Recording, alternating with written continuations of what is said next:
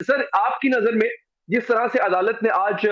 कलअदम करार दिया है इस कानून को, जहाँ पे मिलिट्री कोर्ट में ट्रायल नहीं हो सकता है आम शहरियों का। लेकिन सर, इसमें आपको क्या लगता है कि जिस जिस बुनियाद पे ये मिलिट्री कोर्ट्स में ट्रायल का काम शुरू किया गया था, क्योंकि जो हसास मकामात, जो इंस्टॉलेशंस थी, वो तो पाक फौज की थी, हमला भी उन्हीं पर हुआ था। तो फिर एक सिविलियन अगर किसी पाक फौज की इंस्टॉलेशन पे हमला करे,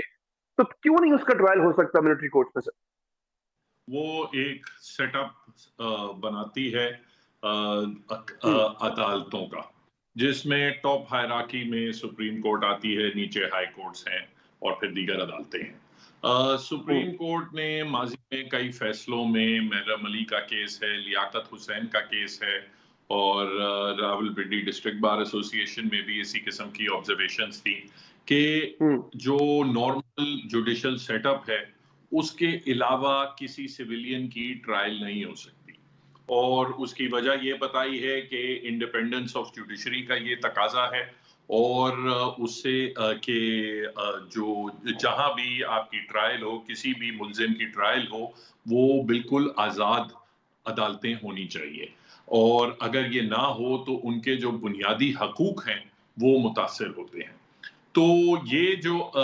सिर्फ एक आइन में आर्टिकल है 8(3)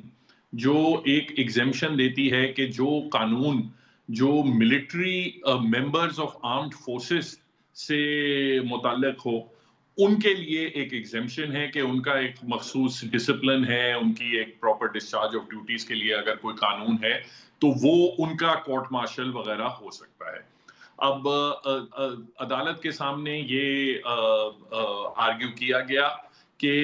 1967 में एक कानून में तरमीम की गई जिसे 21D कहते हैं। उसमें सेक्शन 21D उसमें कुछ सूरतों में सिविलियंस की भी ट्रायल मिलिट्री कोर्ट मार्शल के जरिए उन्होंने अलाउ की।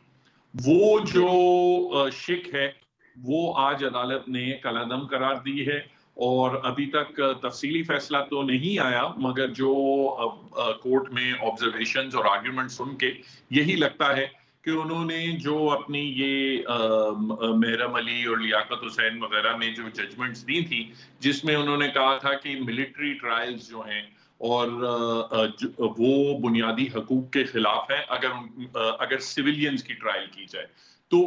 उन्हीं फैसलों पे आगे बढ़ते हुए उन्होंने आज वो जो शिक है आर्टिकल 21D उसको ही कलअदम करार दे दिया।